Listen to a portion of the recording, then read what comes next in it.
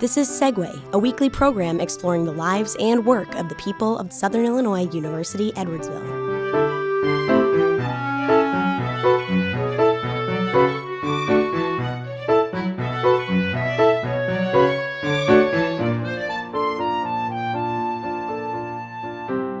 Hello, and welcome to another edition of Segue, the show that allows us to talk about issues and ideas here on the campus of Southern Illinois University Edwardsville. I'm Kevin Leonard, the Dean of the College of Arts and Sciences, and I'm very pleased to be here today with Dr. Richard Essner, professor in the College of Arts and Sciences Department of Biological Sciences. Dr. Essner earned both a bachelor's degree and a master's degree in biology from Southeast Missouri State University in 1993 and 1996, respectively. He then earned a PhD in biological sciences from Ohio University in 2003. He joined the SIUE faculty in the fall of 2005 after completing a fellowship in Pennsylvania. His research interests focus on vertebrate functional and ecological morphology, especially the evolution of locomotor novelty. And his most recent research on the pumpkin toadlet's inability to land after jumping was published in the prestigious open-access scholarly journal Science Advances, which has received numerous media requests, both nationally and internationally. Welcome to Segue, Dr. Essner. Thank you. I'm happy to be here. All right, well, let's begin by having you tell our audience a little bit about yourself. How did you become interested in biology, and particularly in the area that you focus on in terms of vertebrates? Yeah, so it goes way back. Probably some of my earliest memories are reading encyclopedias about animals. I remember like wearing out the pages from those. And then like watching television programs like Mutual of Omaha's Wild Kingdom. I had to watch that every week and things like that. And so, yeah, that's kind of how I got started. And I was really, at the time, I think, interested in dinosaurs. And wanted to be a paleontologist. And the closest thing I could find at that time anyway, the closest thing I could find were reptiles and amphibians. Now, as I teach ornithology, I know that birds are actually dinosaurs, but back then it was reptiles and amphibians. And I developed a love for them. I was the kid that would go out in the woods and flip over logs and rocks and things looking for creepy crawlies. And so that's kind of where my passion came from. Then there was kind of a disconnect because when I got to college, I was interested in biology, but I didn't really understand that there was a career in that for me. And so I didn't really put two and two together until I actually finished college and did research for a summer as a field technician. And that gave me a passion for doing research in field biology in particular. So what were you planning on doing? You were studying biology in college, and what were you thinking you would do with that? So I took a lot of anatomy courses. I took a lot of vertebrate courses because I was interested in that. At the time, I think you get messages from your parents that, oh, you should be a medical doctor or an engineer. And so I kind of batted those ideas around. And in the case of medicine, I actually tried it out. I worked as a retractor holder in surgery and quickly found out that it wasn't for me, that I liked working with animals much better. So that kind of made up my mind that I wanted to go into something else in biology. And at some point it occurred to me, like, I think maybe I could be a professor too. Like I could do what these guys that, or my professors are doing that are teaching these courses that I love so much. So that's kind of when I decided to go that direction. Okay. Well, and you mentioned that after you graduated, you had a summer job doing field research. Tell us more about that. What were you doing? So I was working, this was actually like my last class that I was taking as a biology undergrad. Still didn't know what I wanted to do, but the professor brought us an informational flyer that they were hiring a field technician to do fish research. And I had taken an ichthyology course, and this was in Southeast Missouri in the Boot Heel, studying fish diversity in the Mississippi River for an endangered bird that feeds on them, the interior least tern. And I thought, oh, that'd be awesome. Like, I don't really have anything in mind to do right now, and I decided to try that out. I really developed a passion for research from that.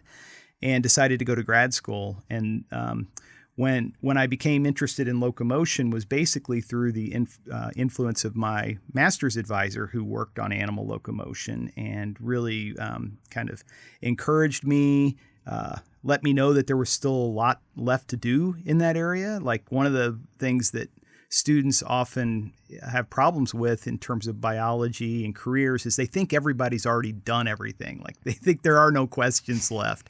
And for me, I found out through his influence just how much we still didn't know about, like, simple things like frogs.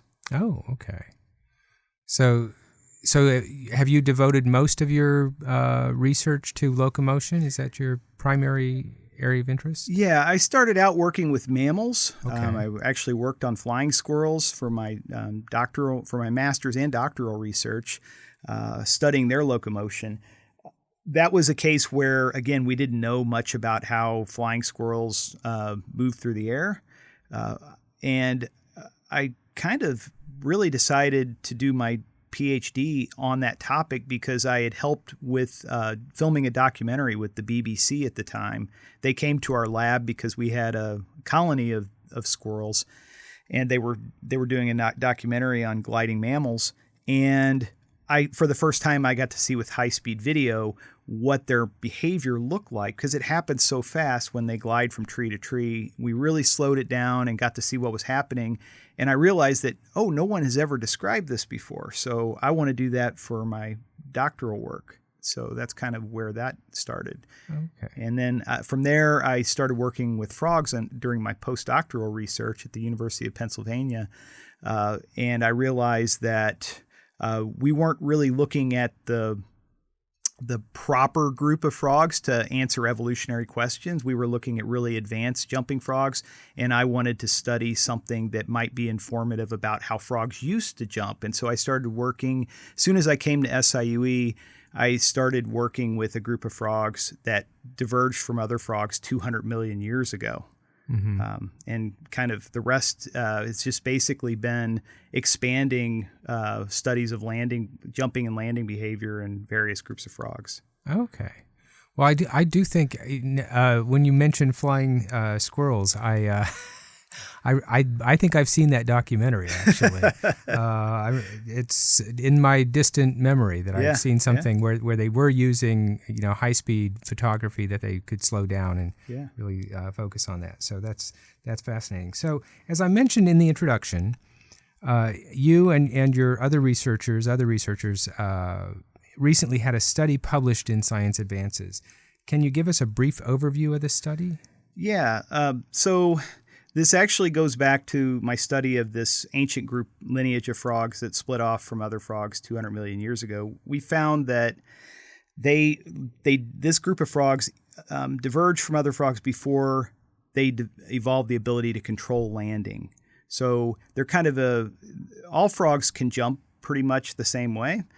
But this group of frogs split off before the appearance of like a controlled landing behavior. And a normal frog, when it lands, again, this all happens fast, so you have to watch high-speed video to see it. But a normal frog, like a toad in your backyard, will fold up its legs in midair and hit the ground with its forelimbs when it lands, and then sweep those folded hind limbs underneath its body so it's really ready to jump again immediately.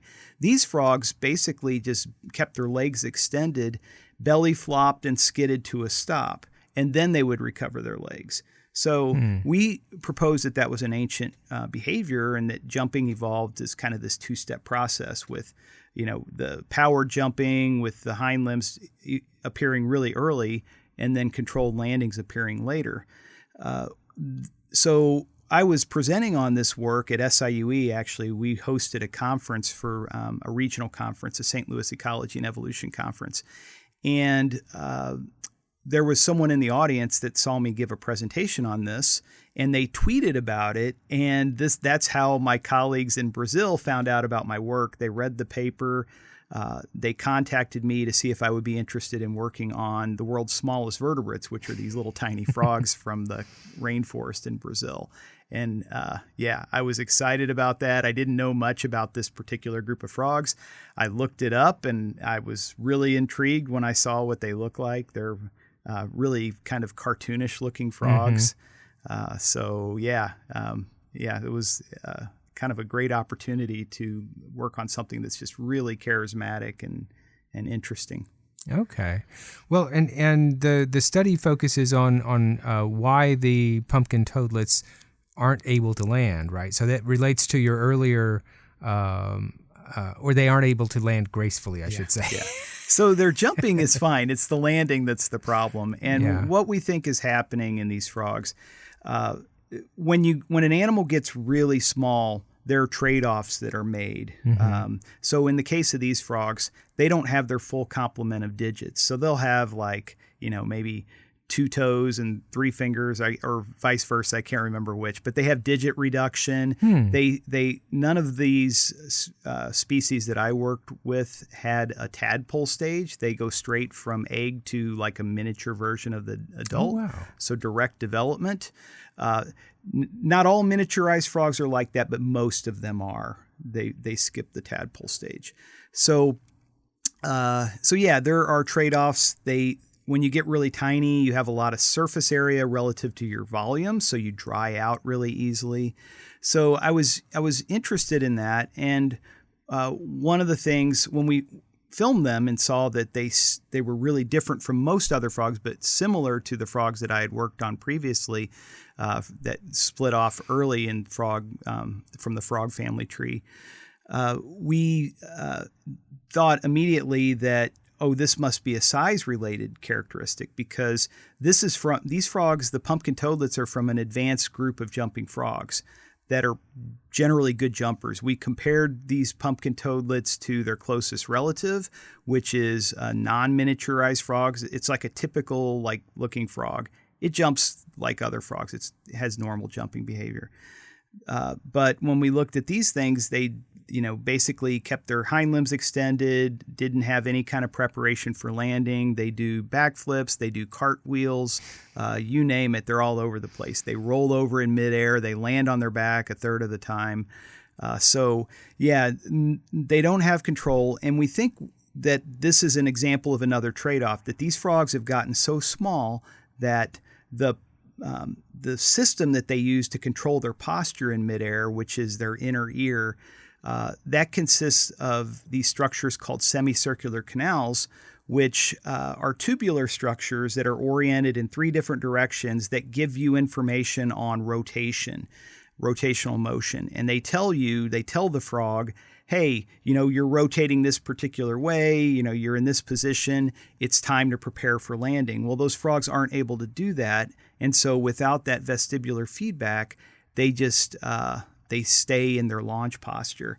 And what we think is happening is that when the tube gets, that the semicircular canals, they get so small that the fluid that moves within these tubular structures has too much resistance. And so it really reduces their sensitivity to that rotation.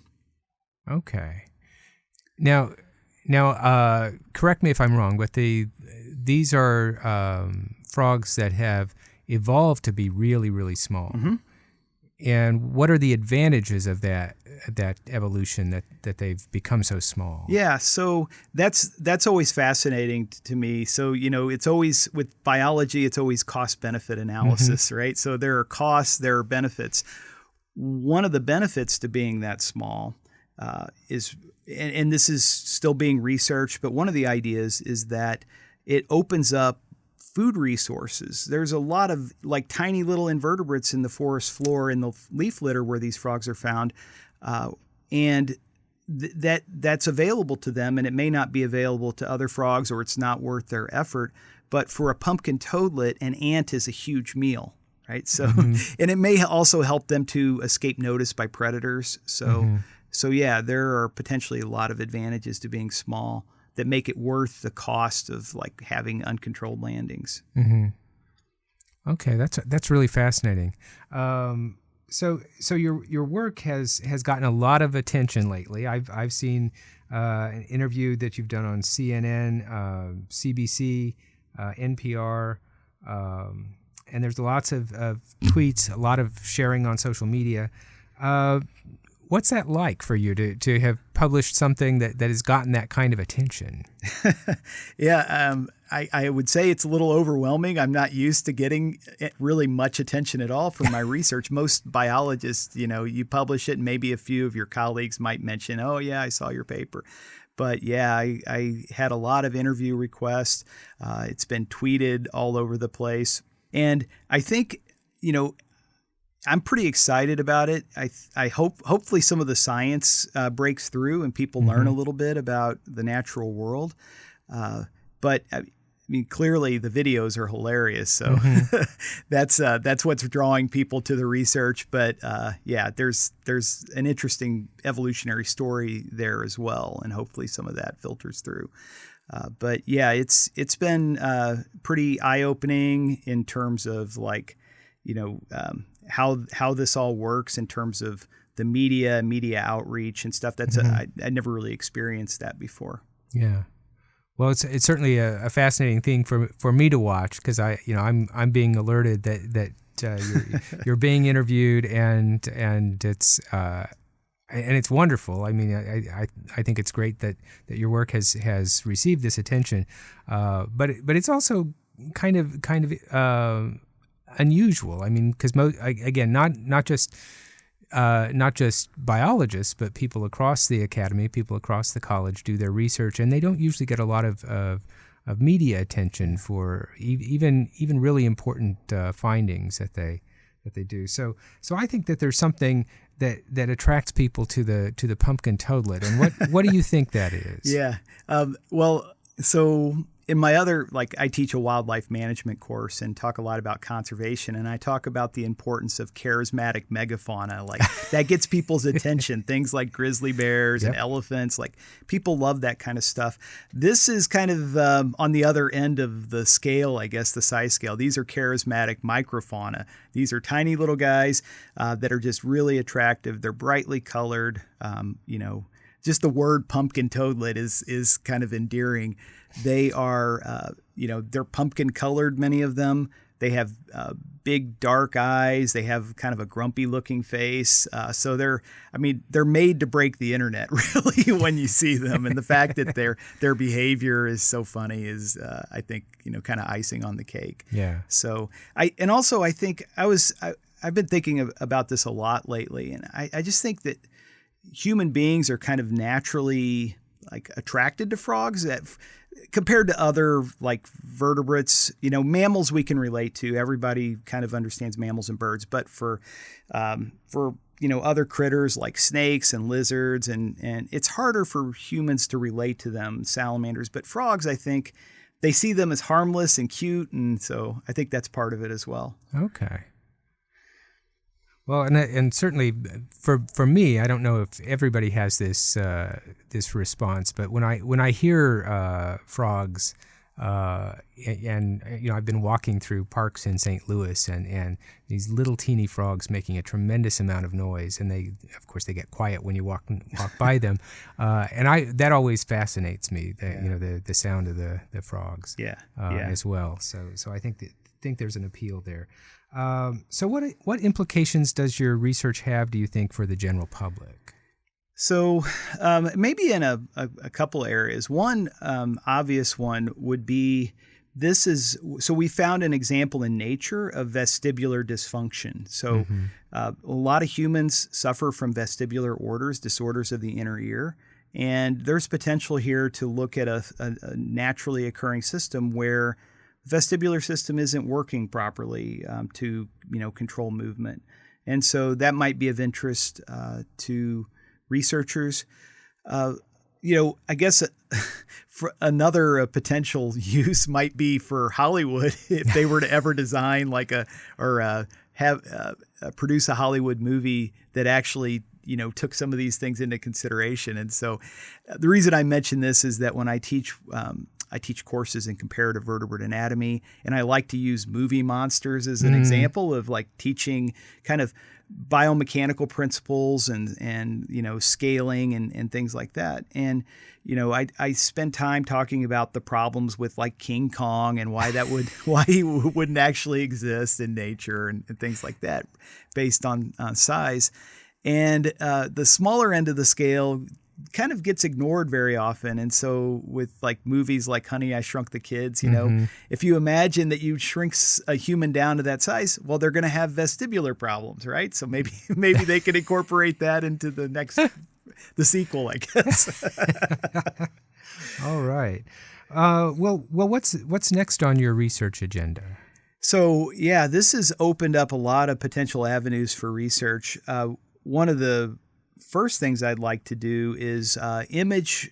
So we did micro CT. So we have images of the semicircular canals of the inner ear of lots of different frogs, but we don't have measurements from the soft tissues, which are the really important structures. We just were able to image the bone. So we would like to get better imaging to get more precise measurements, to see, a little more about, or to learn a little bit more about the constraints associated with size and sensitivity of the semicircular canals.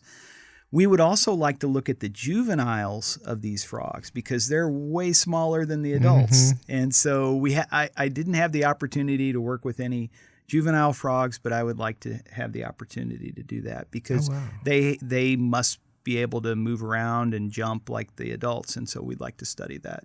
Oh, that's fascinating. So how does you've mentioned a number of places that of what you like to do in the classroom, but if you could say a little bit more about the relationship between your research and your teaching, how does your research influence your teaching? Yeah, it's actually a two-way street. So I'll start off with how my teaching influenced my research. I teach anatomy and physiology, and one of the things that we discuss in that course that kind of clued me in on this was the fact that there are physical laws that determine how fluids move through your blood vessels, like how blood moves through your blood vessels. And when, a vessel is large, like the aorta, there's not that much resistance to the flow of blood. But when you get smaller and smaller, those vessels become capillaries. There's much higher resistance proportionally, and blood really slows down. So that's kind of familiarized me with that principle. And also, I teach about the inner ear and the vestibular system. So that really informed my understanding of what was happening with these frogs. On the other side, I teach courses like wildlife management and conservation biology. I got a chance to visit cloud forest. I talk about cloud forest and rainforest environments. Visiting Brazil, which is one of the most diverse countries in the world, and seeing the Atlantic forest, which is one of the most threatened forests in the world also, in addition to being a biodiversity hotspot. That was pretty eye-opening for me. But it allowed me to speak to my students about conservation issues with firsthand knowledge. And so I think that's pretty important. This forest is if you've ever seen the statue of Jesus in Rio, that forest that's behind the statue is the Atlantic forest. And you can see how Rio, Sao Paulo, they're basically creeping up into this forest, which is a coastal forest. And so it's where the population center is of Brazil, which puts these species at risk. And it's a very diverse forest. It's got the same level of diversity as the Amazon, but you never hear about it. Okay. And I think the reason is it's not as uniform as the Amazon. Amazon's kind of all at the same latitude, and it's pretty similar throughout. Relative to the Atlantic forest, which has a really large latitudinal gradient, lots of different habitat types, mountains. Every mountain has its own species in some cases with these pumpkin toadlets. Oh, wow. Okay.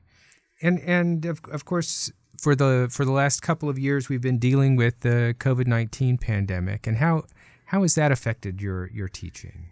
So with COVID, in terms of teaching, it's been similar to others in that we do a lot of Zoom and a lot of remote work. I was really happy to get back into the classroom. It's much better experience to be able to, and it's easier to relate to students for me when I'm in person.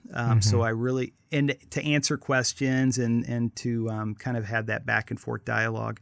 So yeah, that was nice to get back into the classroom. COVID actually slowed down our research a little bit because it took a little bit longer probably than it would have taken otherwise. We would have probably wrapped this up sooner if we weren't doing things remotely with my colleagues and so on. So okay, yeah. Now, do you in your classes, do you often incorporate field trips? Do you and were you able to, even in the pandemic, since at some point we discovered that we were generally safer outside than in an enclosed space? Did that make it possible for you to take students out into the field a little bit more? Yeah. We do a lot of field trips in biology. It's actually for me, it's one of the most important things because that was a big contributing factor to me deciding to be a biologist and do that as a career was kind of field experiences. So yeah, we do that. It's been kind of iffy in terms of scheduling things outside. One issue would be like getting vehicles and transportation, because a lot of times we go to faraway places. So yeah, we're actually getting ready to go out to the Rockies, and COVID's still a concern, Sure. So yeah, we try to take precautions. Everybody's vaccinated. So right. Yeah. Okay. Well, I always like to end the show by asking my guests to offer some advice. And so what advice would you give to a student who might be interested in studying biology, or somebody who's inspired by your work with the pumpkin toadlet? Yeah, well, again, what I would say is just rest assured there's a place for you. We haven't done everything. There's a lot to discover. We need new ideas. We need, fresh blood. We need people that can question the conventional wisdom and the dogma and the discipline. So yeah, there's definitely room for more young biologists to kind of figure this stuff out. Okay. Well, that sounds like great advice. And of course, I think there's also, one of the things I take away from our conversation is that there are lots of opportunities for people who may be thinking that a major in biology leads to medical school or some other health-related field, but you're clearly suggesting that there are research opportunities as well for people who are interested in biology. Yeah, for sure. And our department at SIUE, we really prioritize student research, undergraduate research. So yeah, there are definitely opportunities. If you're interested in frogs and you want to study them in the lab, let me know. We've got jobs, and research available. Great. Well, thank you so much, Dr. Rick Essner, for talking with us about your experiences, your research, and your teaching. I look forward to reading more of your work as it's published, and of course, I need to keep looking for all the media about your current publication. And I look forward to further conversations with you about your research and your teaching. And for our listeners, thank you for joining us. Stay safe and take care. This has been Segue, a production of the Department of Mass Communications at Southern Illinois University Edwardsville. All rights reserved.